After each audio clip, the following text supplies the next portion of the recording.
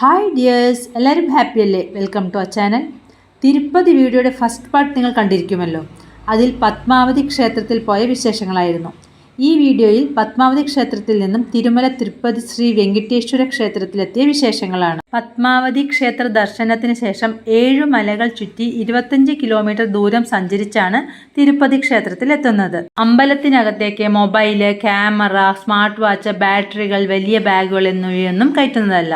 ദർശനത്തിന് മുൻപ് 3 സ്കാനിംഗ് ഉണ്ട്. ഇവിടെ നമ്മുടെ ലഗേജ് സ്കാൻ ചെയ്യും, വണ്ടിയും ചെക്ക് ചെയ്യും. ഇവിടെ എത്തുമ്പോൾ നമ്മളെല്ലാവരും കയ്യിലുള്ള ഹാൻഡ് ബാഗും മറ്റുമായി വണ്ടിയിൽ നിന്നും ഇറങ്ങണം. അതിനുശേഷം നമ്മുടെ ബാഗ് എല്ലാം സ്കാൻ ചെയ്ത് പുറത്തു വരണം. എല്ലാ യാത്രക്കാരും ഇങ്ങനെ ചെയ്യുന്നുണ്ട്. അതിനുശേഷം വണ്ടികൾ ഓരോന്നായി ചെക്ക് ചെയ്ത് പുറത്തു വരും. ഇനി നമ്മളുടെ വണ്ടി ചെക്ക് ചെയ്ത് പുറത്തു വരുന്നതും കാത്തിവിടെ അങ്ങനെ നിൽക്കണം. വലിയ ലഗേജ് എല്ലാം റൂമിലായതുകൊണ്ട് നമ്മുടെ ഹാൻഡ് ബാഗ് മാത്രമേ കൂടെ ഉണ്ടായിരുന്നുള്ളൂ. അവരവരുടെ വണ്ടി വരുന്നതിനനുസരിച്ച് നമ്പർ നോക്കി നമ്മൾ അതിനകത്ത് കയറിയിരിക്കും. Single use plastic water bottle, പിന്നെ പ്ലാസ്റ്റിക് ബാഗ്സ് ഒന്നും അനുവദിക്കില്ല കേട്ടോ. ഇനിയാണ് മലകയറ്റം. വണ്ടിയിലല്ലാതെ കാൽനടയായും തിരുപ്പതി ദർശനത്തിന് ഭക്തരെത്താറുണ്ട്. അതിനായി വേറൊരു വഴിയുമുണ്ട്. ലക്ഷ്മി നാരായണ സങ്കല്പത്തിലുള്ള ക്ഷേത്രമാണിത്. സമ്പത്തിൻ്റെയും ഐശ്വര്യത്തിൻ്റെയും ഭഗവതിയായ മഹാലക്ഷ്മിക്ക് മഹാവിഷ്ണുവിന് തുല്യമായ പ്രാധാന്യമുള്ള ഒരു ക്ഷേത്രം കൂടിയാണിത്. തലമുണ്ടനം ചെയ്യുക, പണം കാണിക്കയർപ്പിക്കുക എന്നിവയാണ് പ്രധാന വഴിപാടുകൾ. ഒരു സമയത്ത് തിരുമലയിലെ കല്യാണക്കട്ടയിൽ 100 കണക്കിന് ഭക്തർക്ക് മുടിമുറിക്കാൻ കഴിയും. കൂടാതെ അത് സൗജന്യവുമാണ്. ദൈവിക ചൈതന്യമുള്ളതുകൊണ്ടാവാം ഇവിടെ ചെരുപ്പിടാറില്ല. ഭക്തർ ദർശനത്തിന് പോകുന്നതിന് മുമ്പ് മുടി ഇവിടെ സമർപ്പിക്കുന്നു. ഇവിടെ കുറച്ചുപേർ പ്രത്യേക ചാന്തുകൂട്ടുമായി നടക്കുന്നുണ്ടായിരുന്നു. ഒരു കൗതുകത്തിന് ഞങ്ങളും അതിട്ടു.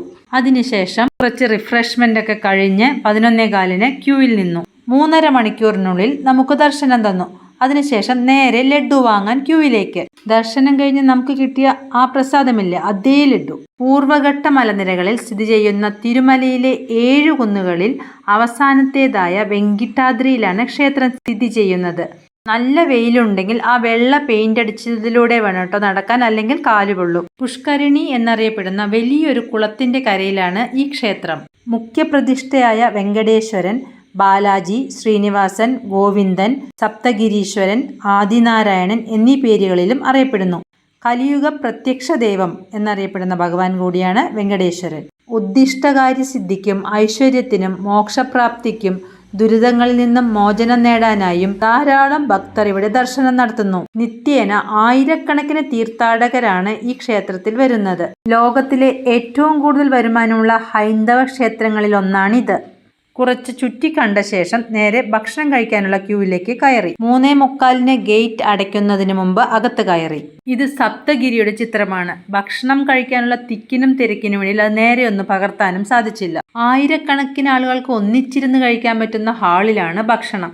അതുകൊണ്ട് ഭക്ഷണത്തിനായി അധിക സമയം ആർക്കും കാത്തു നിൽക്കേണ്ടി വരില്ല. ഭക്ഷണത്തിനായി ഹാളിൽ കയറിയതും ഞങ്ങളെല്ലാവരും കൂട്ടം തെറ്റി. പലരും പല സ്ഥലത്തായി. 2 തരം ഇലകളിൽ ഇവിടെ ഭക്ഷണം വിളമ്പുന്നുണ്ട്. വാഴയിലയിലും കുത്തിക്കൂട്ടിയ ഒരു തരം ഇലയിലും. എനിക്ക് കിട്ടിയത് വാഴയിലയിലാണ്. ഒരു കൂട്ടം പായസം, ഉപ്പേരി, ചമ്മന്തി, ചോറ്, രസം, സാമ്പാർ, മോര് എന്നിങ്ങനെയായിരുന്നു വിഭവങ്ങൾ. ഭക്ഷണം കഴിച്ചിറങ്ങി വണ്ടിയിൽ കയറി ശ്രീകാളഹസ്തിക്കുള്ള യാത്ര 4:50 തുടങ്ങി. ആ യാത്രയുടെ വിശേഷങ്ങൾ അടുത്ത വീഡിയോയിൽ കാണാം. ഈ വീഡിയോ നിങ്ങൾക്ക് ഇഷ്ടമായെങ്കിൽ ലൈക്ക് ചെയ്യണം, കമൻറ്റ് ചെയ്യണം, ഫ്രണ്ട്സിനും ഫാമിലിക്കെല്ലാം ഷെയർ ചെയ്യണം. അപ്പോൾ അടുത്ത വീഡിയോയിൽ കാണും വരയ്ക്കും ബൈ.